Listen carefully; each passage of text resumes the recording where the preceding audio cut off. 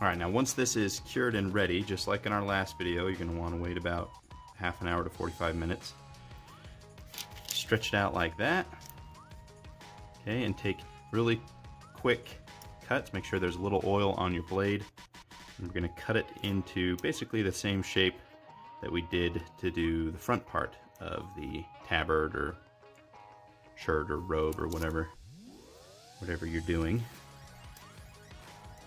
Just take little squares, and if you have other things to sculpt like chain or rope or whatever, you can set this stuff to the side, or you could cut a big chunk and move it off to the side to be used later. I'm going to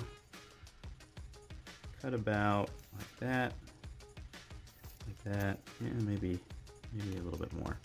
The reason you have to hold the paper and oil your blade is because this is so cured and hard. If you don't, then your blade, it will stick to the blade and it will just peel it off of the paper, and then it's a pain to deal with because you'll have fingerprints in it and all sorts of other things. So that's about a good spot right there. Now we're going to cut a shape like this out. Start about halfway down, press in and drag out, press in and drag out, and see how it's already coming up. Instead of touching it with my finger, just fold the paper over. Okay, a little bit of oil so it doesn't really stick. Just kind of perforate it and cut it out like that. Okay, now you get a little bit of oil on the fingers. Peel it off the paper. Bring the camera in. Stick that Y shape right underneath like that. And the reason you put the oil on your fingers so it doesn't stick to you, right? So it needs to look like that. Then just start establishing it, and remember that this is pretty cured, so it's not really going to stick very well unless you really press it down. Timing is everything with cloth, and that's why it takes a lot of practice. A lot of people have a hard time getting it down because it just takes so long to get used to how things work. Okay, so what I do now is a little bit of oil on the knife and press along the top of the belt line just like we did with the front piece. Okay, and don't worry about it being too long, but you don't want it to be too short because that's hard to pull material down and cover it. So err on the side of cutting it a little bit long. That way you can tuck it in later. See how this kind of looks bad, messy? Don't worry, you still have time to work it. So you want to butt it up against the power pack unit there, the little piece.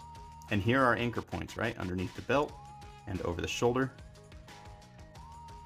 We want to draw our sharp origin lines from there and then open them up as we go over here and over here.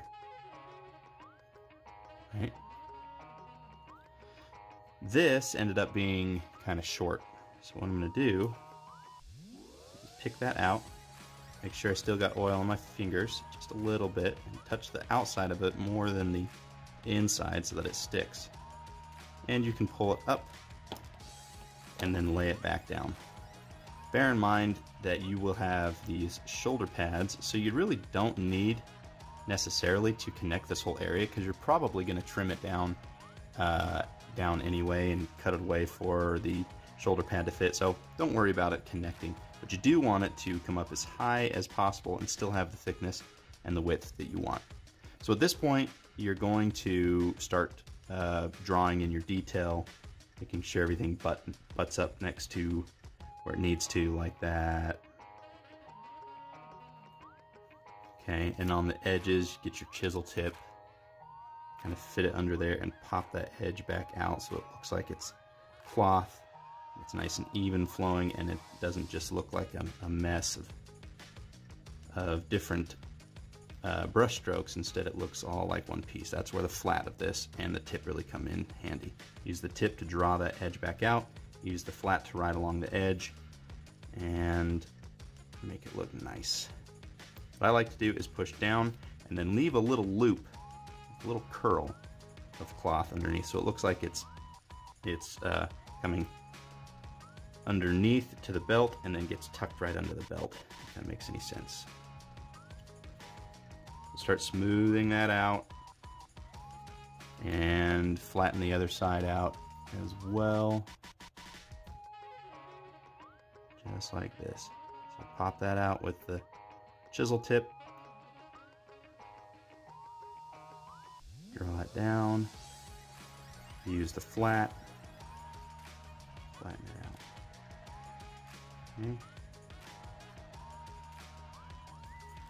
Now, a little bit of oil, and it doesn't really matter too much that you have a little bit of excess. You don't want it to be dripping, of course, but at this point, because nothing's going to be on top of this cloth, it doesn't matter that you use oil, because you don't want the knife to stick. But you do want some nice crisp detail that shows the cloth being tucked in to the anchor points, right? So here are your origin lines. It's going to be nice and tight.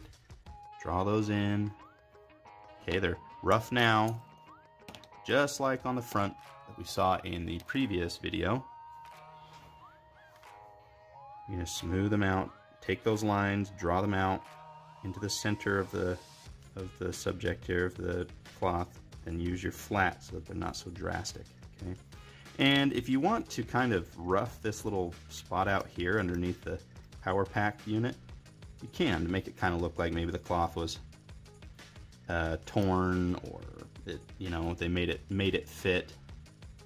You can kind of have a little bit of cloth hang down or whatever, just play around with that. It can kind of add a little bit of detail and motion to the cloth.